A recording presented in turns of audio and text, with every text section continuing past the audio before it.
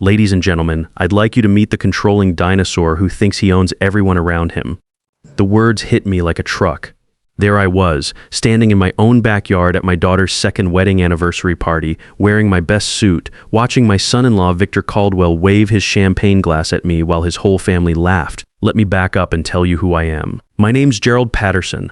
I'm 58 years old, and I've spent the last 30 years building riverside development properties from nothing into one of Chicago's biggest property development companies. After my wife Dorothy died 5 years back, my daughter Lisa became everything to me, but standing there listening to Victor mock me in front of 50 guests at the party I'd paid $8,000 for, I realized I didn't know this guy at all. 2 hours earlier, I'd been setting up tables in my backyard, proud as any dad could be.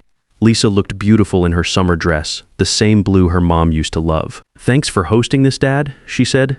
Though she wouldn't look me in the eye. Victor wanted the country club, but this feels more personal. I'd paid for everything. Not that I was counting. I watched Lisa fidget with her wedding ring, the one that supposedly cost Victor $12,000. I'd always wondered how he afforded it on what he claimed to make. "Mom would have loved this," I told her, straightening one of the white tablecloths. 2 years married already. Goes by fast. But standing there in my own yard, listening to my daughter's husband trash me publicly, I realized time hadn't been going by fast. It'd been crawling while someone was slowly destroying everything I'd built. The Caldwell family owned investment firms across the Midwest. Victor's dad, Carl Caldwell, ran a financial advisory business worth millions. What I didn't know was that their success was built on other people's money, specifically money stolen from clients like me. "Mr. Patterson," Carl stammered after Victor's little toast, his champagne shaking in his hand. "I had no idea Victor felt that way about your involvement in their marriage." Involvement in what? Lisa's voice got sharp. She looked between us, her smile disappearing. "That your father's Gerald Patterson," Victor said, with this smirk. "The Gerald Patterson who calls my office 3 times a week to check on his investments." Silence spread across the party like someone had turned off the music. Nancy Caldwell, Victor's mom, stepped forward with one of those fake smiles rich women perfect at charity events. "Oh my, what a coincidence. You must be one of Victor's satisfied clients." "Not satisfied," I said, staying calm while watching Victor's face go pale. "Concerned. Real concerned about some things that don't add up." Truth was, I'd been looking at my investment statements for weeks, trying to figure out why my returns looked nothing like what Victor promised. Riverside Development was doing well enough that I'd invested $180,000 with Victor's firm over the past 2 years, trusting him because he was family. Victor's laugh died completely. "Problems?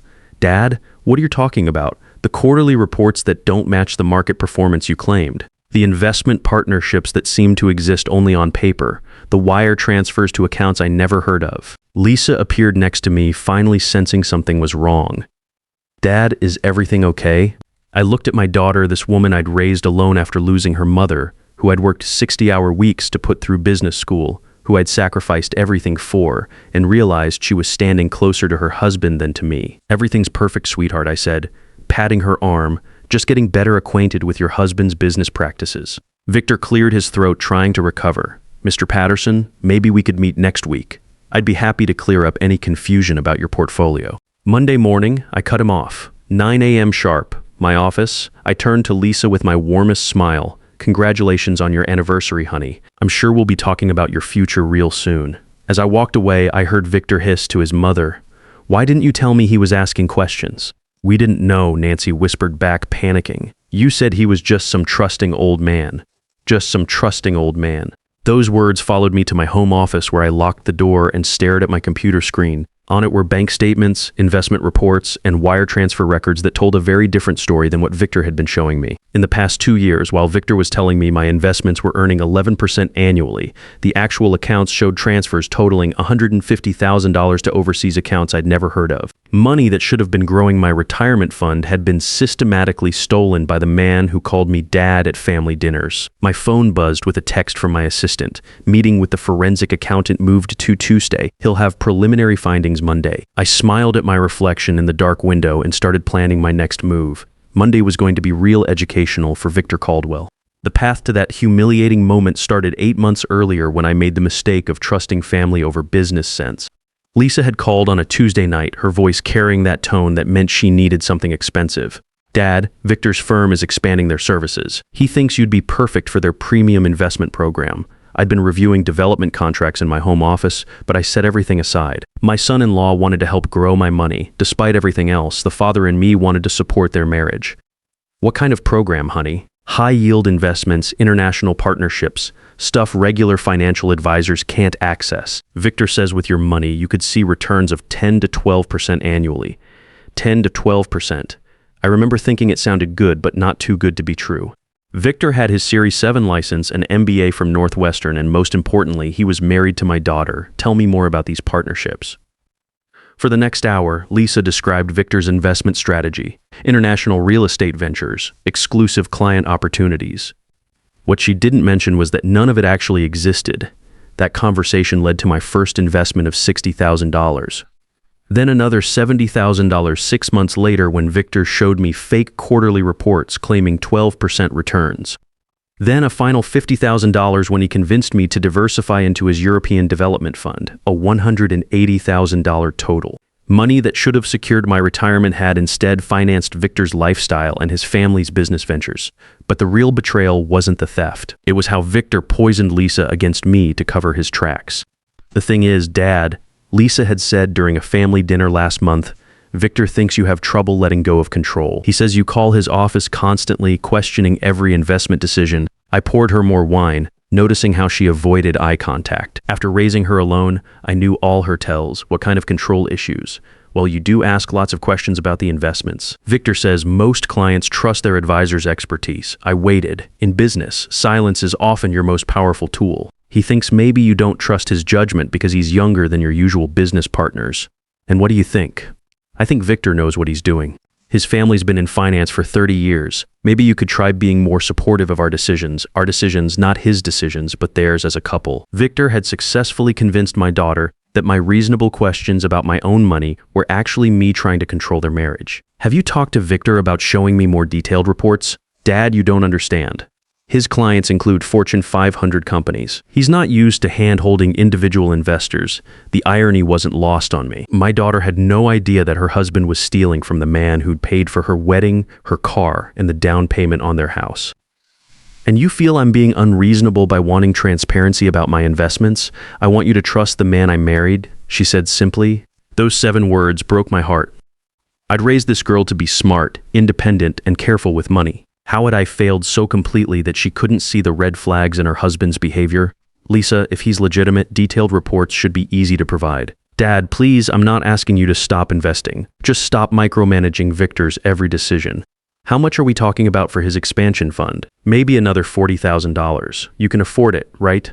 The business is doing well, $40,000. The number sat between us like an unwelcome dinner guest. Lisa, that's more money than most people make in a year. I know, but you've always said family comes first, and after mom's insurance. She trailed off, realizing how that sounded.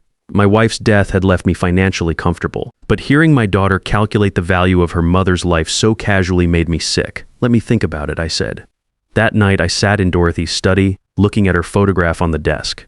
We'd built Riverside Development together, starting with a single apartment renovation and growing it into one of Chicago's premier development companies. What would you do? I asked her picture, but I already knew the answer. Dorothy had always been cautious with money, asking hard questions that sometimes annoyed me. The next morning, I called my attorney Michael Torres instead of Victor. Michael, I need you to recommend a forensic accountant. I think I'm being robbed by my son-in-law.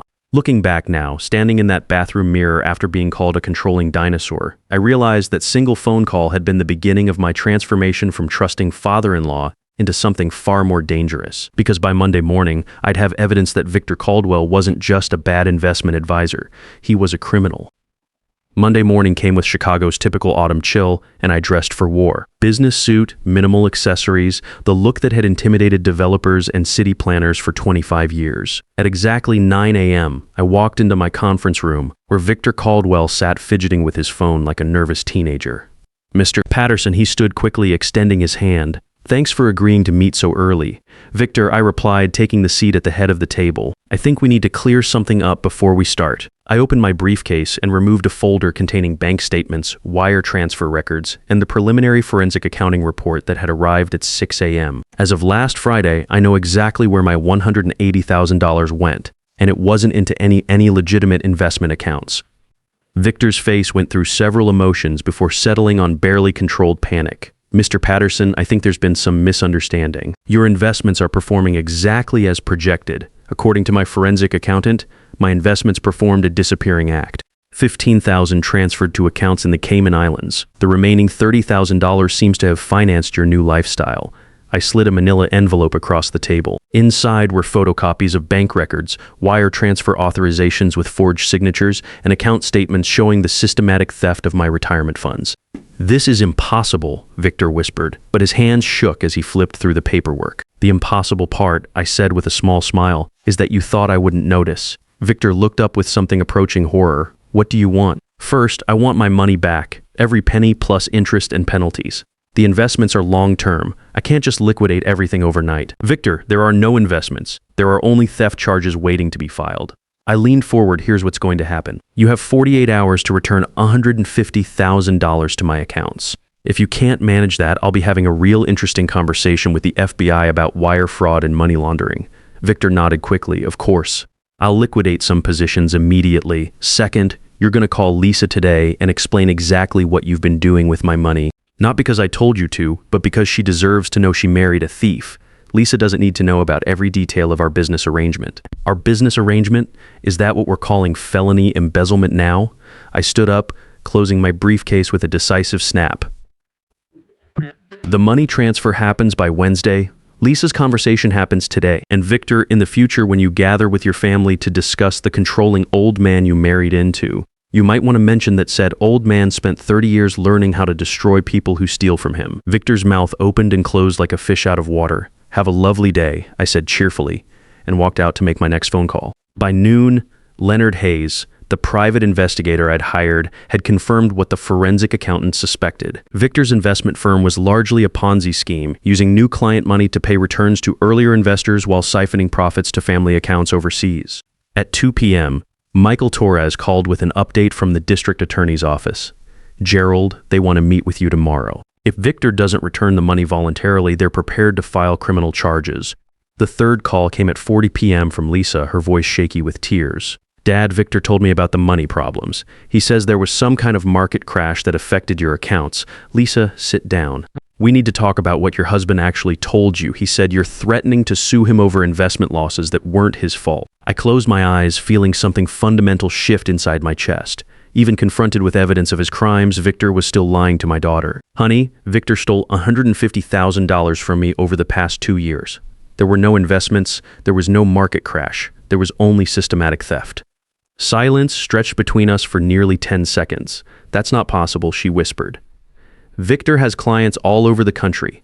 His firm manages millions of dollars. His firm manages other people's money by stealing it and moving it overseas. I have bank records, wire transfers, everything documented. I don't understand. Victor showed me quarterly reports. We celebrated when your portfolio hit $200,000. Those reports were fake, sweetheart. The celebration was for money that never existed." I heard her start crying, and every protective instinct I had wanted to comfort her, but she needed to hear the truth. "Lisa, Victor convinced you that I was being controlling and micromanaging when I asked questions about my investments. Do you understand why now? Because you suspected something was wrong, because a father doesn't hand over his retirement fund without asking where it's going. Victor needed you to stop me from looking too closely at what he was doing." Wednesday morning brought the resolution I'd been working toward. Victor appeared at my office at 8 a.m. sharp, looking like he'd aged 10 years in 2 days. "Mr. Patterson, I've arranged to return $120,000 immediately. The remaining $30,000 will take another week to liquidate. The full $150,000, Victor, plus $15,000 in penalties and investigative costs. Today, I don't have access to that much cash immediately. Then you'll be explaining your cash flow problems to a federal judge." He slumped in the chair across from my desk. "My family will lose everything. The business, our house, Lisa's trust fund. Your family should have thought about that before they decided to steal from me." I walked to the window overlooking downtown Chicago, watching the morning traffic crawl through the streets below. "But here's what I find most interesting, Victor. You spent 2 years systematically robbing me while convincing my daughter that I was the problem in your marriage." Victor stared at me with growing understanding. "So now you get to choose. Prison time for wire fraud and money laundering, or complete financial restitution plus a real honest conversation with Lisa about what kind of man she actually married." By Thursday afternoon, my accounts showed the full $165,000 deposit. Victor had liquidated his car, borrowed against his house, and apparently convinced his parents to wire money from their overseas accounts. The conversation with Lisa happened Friday evening. She appeared at my door carrying a suitcase and wearing the same expression she'd had as a child when she'd broken something valuable. "Dad, can I stay here for a while? Victor and I need some time apart." I led her to the living room where we'd had so many conversations over the years, noting how her eyes took in the family photographs that told the story of her childhood without Victor in any of them. "How you handling everything, sweetheart? I keep thinking about all the times I defended him when you asked questions about the investments. I called you controlling and micromanaging when you were actually trying to protect both of us." She sat down heavily on the sofa where Dorothy used to read bedtime stories.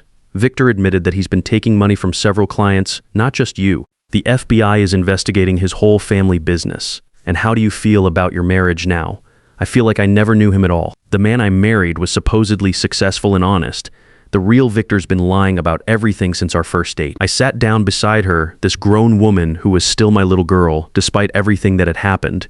"Lisa, what do you want to do now?" "I want to file for divorce and pretend this never happened, but I can't. Can I? Because Victor might go to prison and that makes me look like either a victim or an accomplice." She was sharper than I'd given her credit for. "Honey, you can't control how this situation looks to other people. You can only control how you respond to learning the truth. What would Mom have done?" I smiled, remembering Dorothy's practical wisdom. "Your mother would have changed the locks, filed the divorce papers, and started over with a clean slate." "But what about the embarrassment? The gossip? Everyone will know I was married to a criminal." "Lisa, listen to me carefully. Being deceived by someone you trust isn't embarrassing. It's human. Staying with someone after you know they're a criminal, that would be embarrassing." Over the weekend, we talked more than we had in years. Lisa told me about the subtle ways Victor had isolated her from friends who asked too many questions. How he'd convinced her that my business success made me arrogant and controlling. How he'd gradually made her dependent on his version of reality. "He was so good at it, Dad, making me feel like I was being disloyal to him whenever I agreed with you about anything. That's what manipulators do, sweetheart. They make you question your own judgment. I should have seen it. The expensive clothes, the fancy restaurants, the way he always had cash but never seemed to work that hard for it. You saw a man who claimed to love you and wanted to believe the best about him. That's not stupidity, Lisa. That's hope."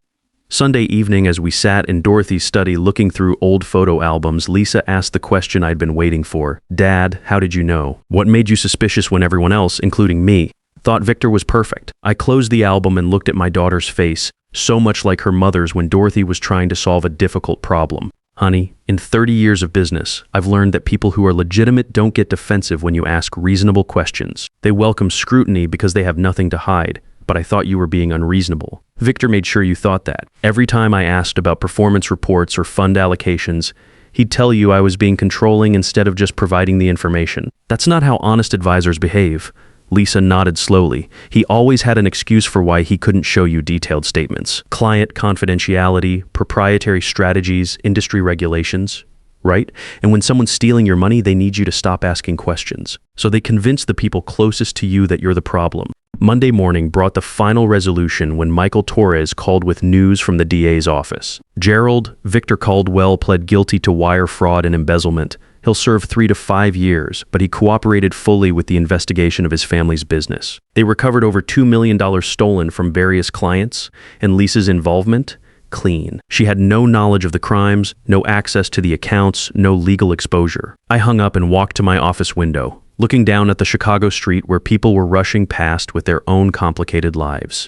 4 months ago, I'd been called a controlling dinosaur at my daughter's anniversary party. Today, I was a man who'd used 30 years of business experience to destroy a criminal enterprise and save my family's financial future. The old Gerald would have quietly absorbed the loss, covered up Victor's crimes, and accepted being called controlling as the price of family peace. But the new Gerald, the one who'd emerged when Victor called him a dinosaur, had different priorities. My phone buzzed with a text from Lisa. "Dad, thank you for not giving up when I wouldn't listen. I know now that asking questions isn't controlling, it's caring," I typed back. "That's what fathers do, sweetheart. We protect our families even when they don't want to be protected." That evening, Lisa and I had dinner at the kitchen table where Dorothy used to serve Sunday roasts. It felt like the first normal conversation we'd had in years. "You know what's funny, Dad? Victor used to complain that you treated me like I was still a child. But he's the one who never let me see bank statements or investment reports. He said I wouldn't understand the technical details. And now I realize he was treating me like a child. You were treating me like an adult who deserved to know the truth about her family's finances. Lisa pushed her food around her plate, lost in thought. I keep thinking about Mom. She would have seen through Victor immediately, wouldn't she? I smiled, remembering Dorothy's sharp instincts. Your mother had this way of asking innocent questions that made liars squirm. She would have had Victor's number within a week. Like what kind of questions? She'd ask about his office, want to visit his workplace, ask to meet his colleagues. Simple stuff that honest people love talking about and dishonest people make excuses to avoid. Victor never wanted me to visit his office. He said it was too boring, just cubicles and conference rooms, because there probably wasn't much of an office to see. We sat in comfortable silence for a while, both lost in memories and might-have-beens. Dad, can I ask you something personal? Of course, sweetheart. Are you okay? I mean, really, okay. You just lost a lot of money and discovered your son-in-law was a criminal. But you seem, I don't know, calmer than I expected. I considered her question carefully. You know, Lisa, I think I'm okay. Better than okay, actually. How's that possible? For the past 2 years, I've been feeling like something was wrong, but I couldn't put my finger on it. Like I was losing my mind or my business instincts were failing me. Finding out Victor was stealing actually came as a relief. A relief? It meant I wasn't crazy. My instincts were right. When someone you trust is systematically lying to you, part of you knows it even when your mind doesn't want to accept it. Lisa nodded slowly. I felt that too. This constant low-level anxiety that I couldn't explain, like I was always walking on eggshells around Victor trying not to upset him. That's what living with deception does to you. It creates this underlying tension because your subconscious picks up on things your conscious mind dismisses. So what happens now with us? I mean, our relationship, I reached across the table and took her hand. Now we start over. No more secrets, no more manipulation, no more letting other people define how we relate to each other.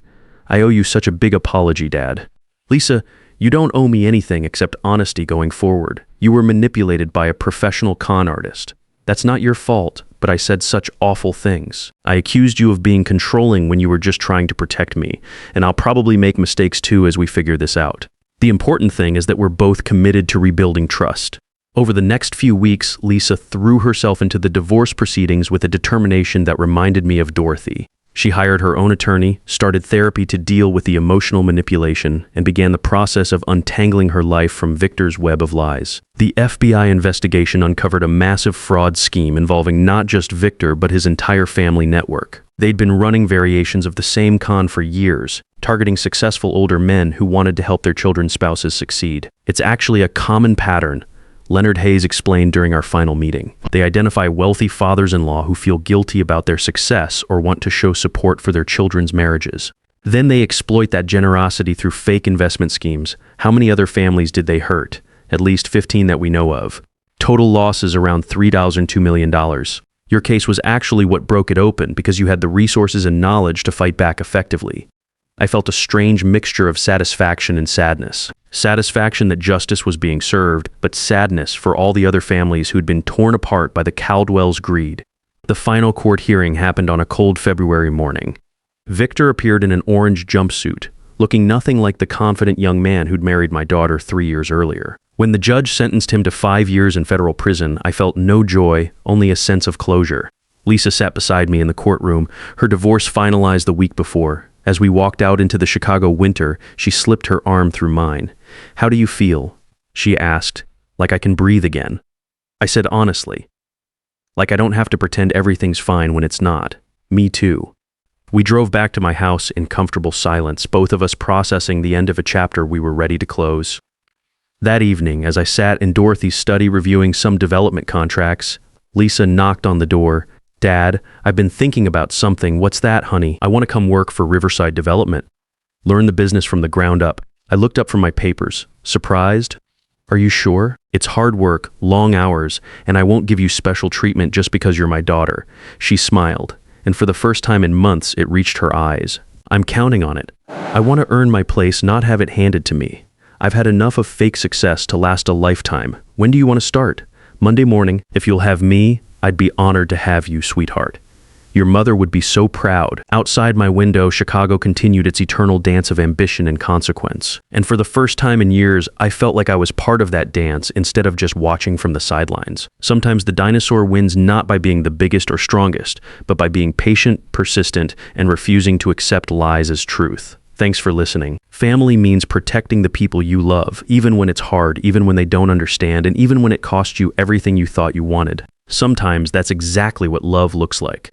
Trust isn't about never asking questions. It's about getting honest answers when you do. The people who call you controlling for wanting the truth are usually the ones hiding something that would change everything.